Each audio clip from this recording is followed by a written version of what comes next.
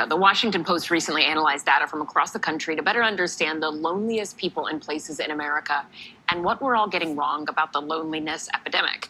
Joining us now is licensed psychotherapist and mental health expert 𝘰𝘯𝘪𝘴.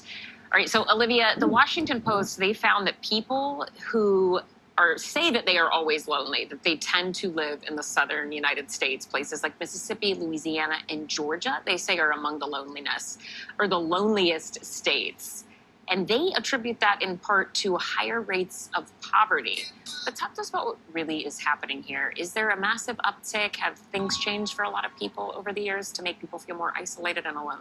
Of course. So, Allison, I'm happy to be here. Thank you. First of all, I think it's important that we unpack what loneliness is. Loneliness is that gap between our perceived needs and social connection, belonging, community versus what we actually have. And so states that have higher poverty rates, for example, that is related to increased levels of loneliness in that their availability, resources, and accessibility to be socially engaged with community memberships, organizations is more limited.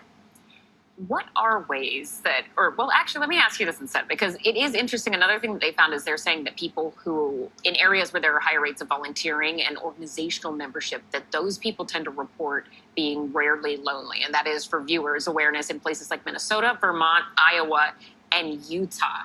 Yeah. Why is it so important that people find a way to be involved in something to create a sense of community? I'm from Georgia, one of those states where they said is more lonely. And I tell people, my parents live in Northeast Georgia and rural Georgia.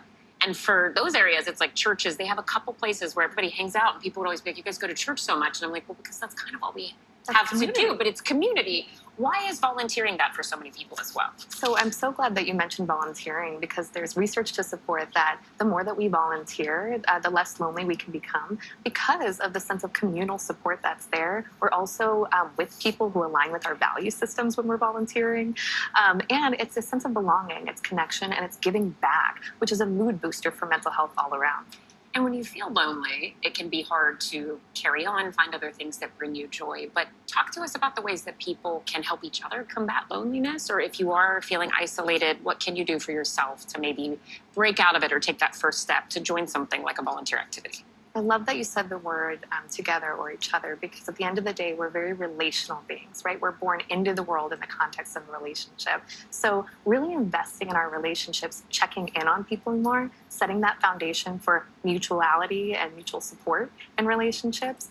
Also, what we can do is foster the relationships we already have by scheduling time out in advance with our people. Like, I'm seeing my girls for brunch tomorrow because we scheduled a month in advance. So we need to invest and not just let social connectivity fall by the wayside. Well, did you know there's a connection between how lonely people feel and where they live? The Washington Post broke down data for more than 500,000 Americans. Licensed psychotherapist and mental health expert 𝘰𝘯𝘪𝘴 joins me now. Olivia, thanks for being here. The data also looked at factors like education, job changes, screen time. How do those things affect people feeling lonely? So there's many contributors to loneliness. And if we're thinking about, for example, our younger people when it comes to screen time, technology, there's a little bit of this paradox of hyperconnectivity, where our young people are ultra connected in the virtual landscape, but in real life, they're feeling a deficit there in social and emotional, deeper belonging. And then there's other factors that go into things such as discrimination in our LGBTQIA populations. They also report higher rates of loneliness. With young people, we need to think about things like an increase in social consciousness, kind of that leads to feelings of depression, helplessness, despair, and loneliness as it relates to the world that they're going to inherit, among other things. Very importantly, what can we do about it? There's a lot that we can do. First and foremost, identify social connectedness as a basic human need, not just a want that gets dropped to the bottom of our list. Yeah, prioritize it. Prioritize, and do so by starting with the relationships that you have. Foster those, check in with people, set up relationships that are based on supportive systems. Also volunteer. There's there's research that supports volunteer rates and lower loneliness statistics. So that's a few things. You can also try individual therapy and group therapy. I love that. Thank you so much, Olivia.